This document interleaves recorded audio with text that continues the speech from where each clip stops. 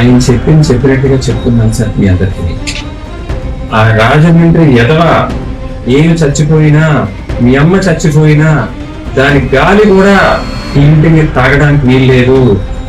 ఎప్పటికీ దాన్ని క్షమించకు, ఎప్పటికీ దాని దగ్గర రానివ్వకు, గుర్తుపెట్టుకో అని చెప్పడం జరిగింది. ఆ భగవంతుడు సాక్షిగా నా తండ్రి పడ్డ మానసిక క్షోభ ఇంత అంత కాదు. ఏ గర్భంలో అయితే నా తల్లి 9 నెలలు మోసి కష్టపడి కనిందో అదే గర్భాన్ని కొట్టుకుని ఏడ్చిందని నా తల్లి. ఇలాంటి దుర్మార్గురాలుగా నేను జన్మనిచ్చాను, నా పసుపు కుంగాలు పట్టుకుపోయిందని అదే కడుపు కొట్టుకుని ఏడ్చిందని. మా నాన్నగారు చివరి కోరిక ఇదండి, దయచేసి తీసుకురావద్దని చెప్పడం జరిగింది. మా అమ్మగారు కూడా అదే చెప్పారండి. అయినా సరే దగ్గరుండి దుర్మార్గంగా పోలీసులు తీసుకొచ్చి నా తండ్రి మరణాన్ని కూడా ప్రశాంతంగా బాధపడే యోగం లేకుండా చేసిన పోలీసుల్ని ఎప్పటికీ మర్చిపోయారు. అల్లారు ముద్దుగా పెంచిన కన్న తండ్రినే తీవ్ర మానసిక క్షోభకు గురిచేసి ఆయన మరణానికి కారణమయ్యారంటూ ముద్రగడ కుమార్తె బార్లపూడి క్రాంతిపై ఫైర్ అయ్యారు ముద్రగడ తనయుడు గిరిబాబు. మాజీ మంత్రి కాపు ఉద్యమ నేత ముద్రగడ పద్మనాభం చనిపోయిన తర్వాత ఆయన స్వగృహంలో తొలిసారిగా ఏర్పాటు చేసినటువంటి మీడియా సమావేశంలో ముద్రగడ తనయుడు ముద్రగడ గిరిబాబు అలాగే ఆయన సోదరుడు బాలు వీరిరువురు ఏర్పాటు చేసినటువంటి మీడియా సమావేశంలో మాట్లాడుతూ ముద్రగడ కుమార్తె బార్లపూడి క్రాంతిపై సంచలన వ్యాఖ్యలు చేశారు. తాను చనిపోయినా సరే తన పార్థివ దేహాన్ని చూడడానికి కూడా తన కుమార్తె రాకూడదంటూ, తన గడప దొక్కడానికి వీల్లేదంటూ గతంలోనే ఒక మీడియా సమావేశంలో ముద్రగడ పద్మనాభం వెల్లడించినటువంటి సంగతి అందరికీ తెలిసిందే. ఇదే అంశాన్ని జ్ఞాపకం చేస్తూ ఆయనకు మరణంలో కూడా మనశ్శాంతి లేకుండా రౌడీలను బౌన్సర్లను వెంట పెట్టుకుని వచ్చి ఆమె అక్రమంగా లోపలికి ప్రవేశించి తన తండ్రికి మరణంలో కూడా మనశ్శాంతి లేకుండా చేశారంటూ ముద్రగడ తనయుడు ఫైర్ అయ్యారు. అయితే ఈ సందర్భానికి సంబంధించి ముద్రగడ పద్మనాభం గారి కుమార్తె ముద్రగడ క్రాంతి ముద్రగడ పద్మనాభం గారు ఎప్పుడైతే 2024 సంవత్సరానికి ముందు జరిగేటువంటి ఎలక్షన్స్కి ముందు వైఎస్ఆర్ కాంగ్రెస్ పార్టీలో ఆయన తనుడు ముద్రగడ గిరిబాబు ఇద్దరు కూడా వైఎస్ఆర్ కాంగ్రెస్ పార్టీలో జాయిన్ అవటం జరిగింది.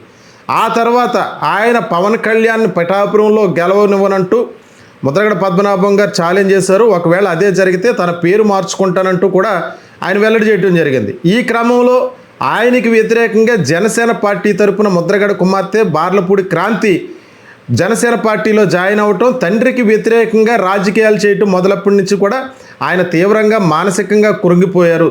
తను పెంచినటువంటి కన్న కూతురే తన రాజకీయ జీవితంలో తనకు ప్రత్యర్థిగా మారుతుంది అన్నట్టుగా ఆయన ఎప్పుడు ఊహించలేదంటూ ఆయన సన్నిహితుల దగ్గర వాపోయినట్టు కూడా తెలుస్తుంది. ఈ క్రమంలో ముద్రగడ చేసేటువంటి ప్రతి కార్యక్రమానికి ఆయన ప్రభుత్వానికి సంబంధించి ఏమైనా ఒక లేఖ విడుదల చేసినా, ఏదైనా స్టేట్మెంట్ ఇచ్చినా జనసేన పార్టీలో ఉన్నటువంటి ముద్రగడ కుమార్తె బార్లపూడి క్రాంతి తండ్రిపై స్వయంగా కౌంటర్ ఇవ్వటం, ఈ పరిణామాలన్నీ కూడా ఆయన పూర్తిగా కలిచివేసిందని చెప్పుకోవచ్చు.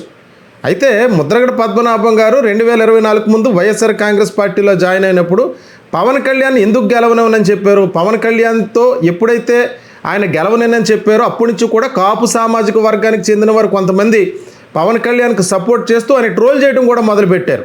కానీ చాలామంది గమనించినటువంటి విషయం ఏంటంటే 2014లో ముద్రగడ పద్మనాభం గారు కాపు ఉద్యమాన్ని మొదలుపెట్టిన సమయంలో ఆ టైంలో 2014లో ఇక్కడ ఆంధ్రప్రదేశ్లో కూటమి ప్రభుత్వం అధికారంలో ఉంది. పరోక్షంగా జనసేన పార్టీ ఆ రోజు ఎలక్షన్స్లో పాల్గొకపోయినా కూటమి పార్టీకి ఆ రోజు అండగా నిలిచారు. ఆ పార్టీలో అలియన్స్గా ఉన్నారు.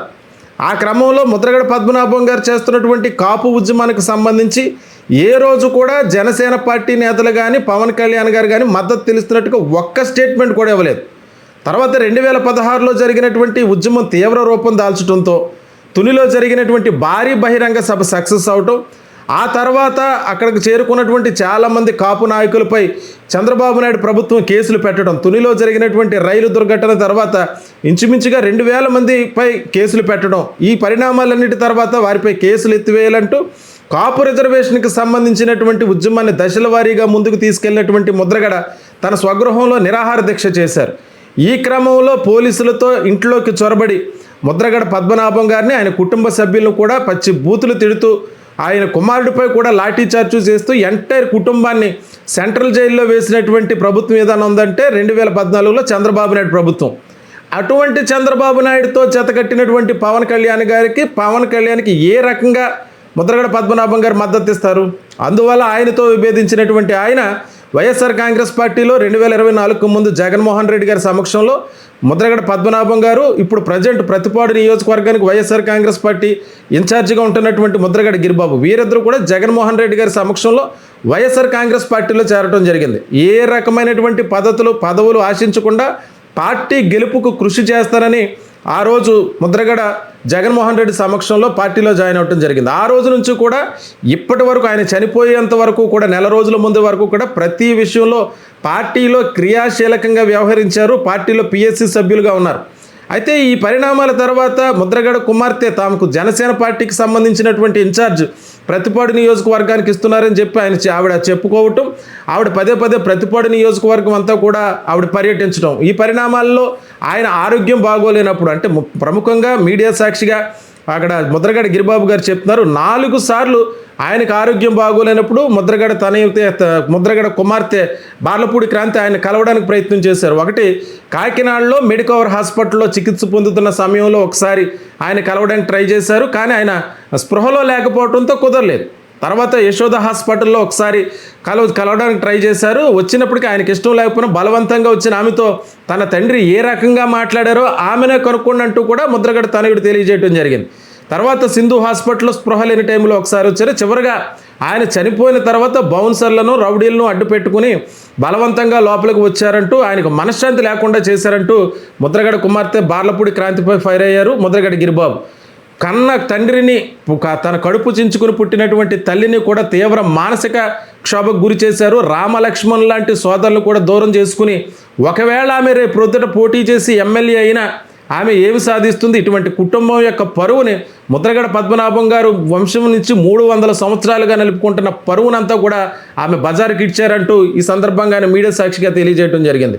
వాస్తవానికి బార్లపూడి క్రాంతికి జనసేన పార్టీకి సంబంధించి ఏ రకమైనటువంటి ప్రయారిటీ అయితే ఉన్నట్టుగా కనిపించట్లేదు. ఎందుకంటే ఆవిడ పార్టీలో జాయిన్ అయింది, కానీ ఆవిడ పార్టీలో క్రియాశీలకంగా ఉన్నారనడానికి ఏ పోటీ పోయో కూడా ఆమెకు లేనట్టుగా తెలుస్తుంది. అలాగే ఏ నియోజకవర్గం నుంచి కూడా ఆమె ఇన్ఛార్జిగా లేరు. అయితే ప్రస్తుతానికి ముద్రగడ గిరిబాబు గారు చెప్తున్న ప్రకారం జనసేన పార్టీని వాడుకుని ఆమె చాలా రాజకీయాలు చేస్తుంది. మరి ఆవిడ విషయంలో జనసేన పార్టీ ఏ రకంగా స్పందిస్తుందో ఆ పార్టీకి సంబంధించినటువంటి నేతలే ఆలోచించుకోవాలి తప్ప, తమ కుటుంబంపై రాజకీయాలు చేసే విధంగా ఎవరు కూడా వార్తలు ప్రసారం చేయకూడదంటూ ముద్రగడ గిరిబాబు జనసేన పార్టీకి సంబంధించినటువంటి నాయకులను ఉద్దేశించి కూడా వ్యాఖ్యలు చేశారు.